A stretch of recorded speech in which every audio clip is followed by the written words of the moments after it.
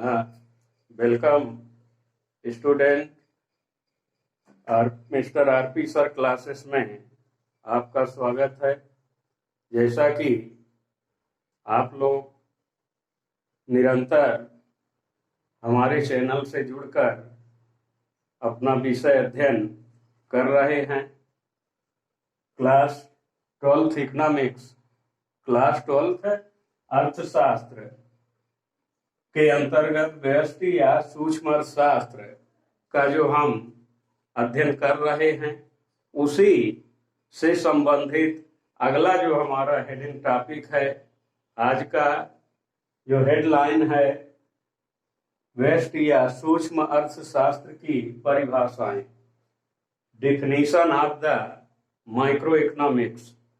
इसके अंतर्गत जैसा कि आप हमारे इस क्लास के अंतर्गत आप लोगों ने पिछले वीडियोज में देखा होगा, अब आज आगे के क्रम में अपने विषय वस्तु के क्रम में परिभाषाएं पढ़ेंगे और जानेंगे, समझेंगे कि व्यष्टि अर्थशास्त्र के अंतर्गत हमारे अर्थशास्त्रियों ने जो परिभाषा दी है, जो उनका मीन्स स्पष्ट किया है, डिफिनीशन दी है, उसका हम विश्लेषण करते हुए अध्ययन करेंगे, जानेंगे और समझेंगे, जो कि हमारे कोर्स का विषय सब्जेक्ट का एक महत्वपूर्ण बिंदु है। तो उसके अंतर्गत परिभाषाएं, डिफिनीशंस ऑफ माइक्रो इकोनॉमिक्स, सूक्ष्म अर्थशास्त्र की परिभाषाएं। तो सूक्ष्म अर्थशास्त्र में देख सकते हैं, सूक्ष्म अर्थशास्त्र में छोटी छोटी व्यक्तिगत आर्थिक क्रियाओं का अध्ययन किया जाता है। जैसा कि पहले भी पिछले क्लासेज में भी बताया गया था, पिछले टॉपिक के रूप में, कि वास्तव में व्यष्टि या सूक्ष्म अर्थशास्त्र जो है, छोटी छोटी व्यक्तिगत इकाइयों का हम अध्ययन करते हैं। हमारी स्वयं की जो आर्थिक क्रियाएं होती हैं, हमारे स्वयं के कार्य होते हैं, हमारे स्वयं आय के जो साधन या माध्यम होते हैं, हम इनका अध्ययन इस अर्थशास्त्र के अंतर्गत करते हैं।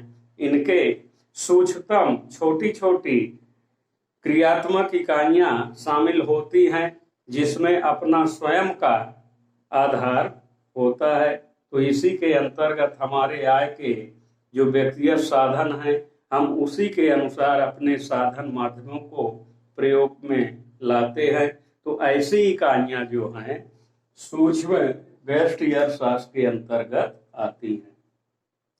अब आगे कुछ अर्थशास्त्रियों की परिभाषाएं हम समझेंगे, जानेंगे कि अर्थशास्त्रियों ने किस प्रकार से व्यष्टि अर्थशास्त्र को परिभाषित किया है, और हम उनके परिभाषित शब्दों का विश्लेषण करेंगे, जानने का प्रयास करेंगे कि वास्तव में अर्थशास्त्र के अंदर सूक्ष्म अर्थशास्त्र क्या है। तो नंबर 1, जैसा कि देख सकते हैं, बोल्डिंग के शब्दों में, बोल्डिंग अर्थशास्त्री हुए हैं जिन्होंने अपनी परिभाषा दी है, अपने विचार प्रस्तुत किए हैं। बोल्डिंग के शब्दों में, सूक्ष्म या व्यष्टि अर्थशास्त्र, सूक्ष्म या व्यष्टि अर्थशास्त्र आर्थिक विश्लेषणों की वह शाखा है जो व्यक्तिगत इकाई के, व्यक्तिगत, यहां पर ध्यान दें, व्यक्तिगत इकाई के आर्थिक व्यवहार का अध्ययन है, न कि इकाइयों के समूह का। तो इनका कहना है, सूक्ष्म अर्थशास्त्र आर्थिक विश्लेषणों की वह शाखा है जिसमें व्यक्तिगत इकाइयों के व्यवहार का अध्ययन किया जाता है, न कि समूह का। किसी भी प्रकार का इसमें समूह विश्लेषण नहीं होता, यानी व्यक्तिगत रूप से जो भी आर्थिक क्रियाकलाप मनुष्य अपनी आवश्यकताओं की पूर्ति के उद्देश्य से करता है, ऐसी छोटी छोटी इकाइयों को व्यक्तिगत अर्थशास्त्र के अंतर्गत, सूक्ष्म अर्थशास्त्र के अंतर्गत रखा जाता है, अध्ययन किया जाता है। इसी क्रम में दूसरी परिभाषा हेंडरसन एवं क्वार्ट के अनुसार, एंडरसन एवं क्वांट के अनुसार इनके विचारों से हम इनकी परिभाषा को पढ़ेंगे, जानेंगे और समझेंगे। तो सूक्ष्म अर्थशास्त्र में वैयक्तिक इकाइयों एवं सुपरिभाषित व्यक्ति के समूह की आर्थिक क्रियाओं का अध्ययन किया जाता है, ये इनका कहना है। सूक्ष्म अर्थशास्त्र में वैयक्तिक इकाइयों यानी इंडिविजुअल एक्टिविटी एंड सुपरिभाषित व्यक्ति समूहों के आर्थिक क्रियाओं का अध्ययन किया जाता है। तो कुल मिला के यदि देखें तो कहने का ढंग स्पष्ट यहाँ हो सकता है, पर जो आशय है सूक्ष्म अर्थशास्त्र का वो एक ही है। हम अलग अलग तरीकों से उसका विश्लेषण कर सकते हैं। अतः इन परिभाषाओं से स्पष्ट है कि व्यष्टि अर्थशास्त्र में विशिष्ट वैयक्तिक आर्थिक क्रियाओं के व्यवहार का अध्ययन किया जाता है। निष्कर्षतः हम कह सकते हैं कि व्यष्टि अर्थशास्त्र में विशिष्ट रूप से आर्थिक क्रियाओं के व्यवहार का अध्ययन किया जाता है।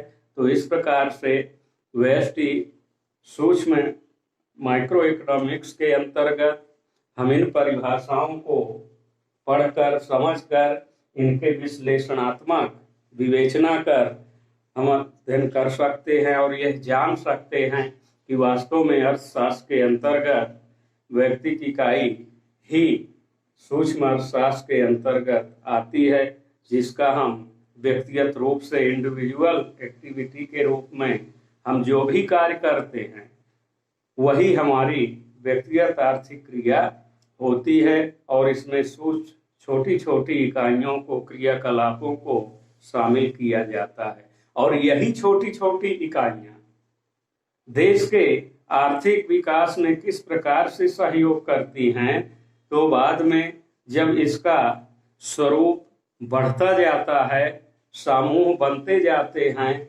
बड़े पैमाने पर आर्थिक क्रिया को शामिल किया जाता है, तो इसके विपरीत समष्टि अर्थशास्त्र, माइक्रो इकोनॉमिक समष्टि अर्थशास्त्र के रूप में जाना जाता है। तो अभी हम व्यष्टि या व्यक्तिक सूक्ष्म अर्थशास्त्र के बारे में उनकी परिभाषाओं को ध्यान में रखते हुए, पढ़ते हुए यह जानने का प्रयास किया कि सूक्ष्म अर्थशास्त्र जो है किस प्रकार से आर्थिक क्रियाओं के अंतर्गत अध्ययन में, व्यवहार में उसका उपयोग किया जाता है। तो आज विद्यार्थियों, व्यक्तिगत अर्थशास्त्र के अंदर आज हमने कुछ परिभाषाओं के माध्यम से आपके सामने चर्चा की, सरलतम रोचक ढंग से बताने का प्रयास किया, ताकि आप लोग अपनी विषय वस्तु पाठ्यक्रम आधारित इस टॉपिक को, इस लेसन को चैप्टर के रूप में जो इसका अध्ययन है उसका हम किस प्रकार से ज्ञान अर्जन कर पाएं। तो इसी उद्देश्य से आगे हम यह बताएंगे कि अर्थशास्त्र के अंतर्गत आगे आने वाली जो क्रम है, बिंदु है, उसका हम अध्ययन करेंगे, जानेंगे और समझेंगे।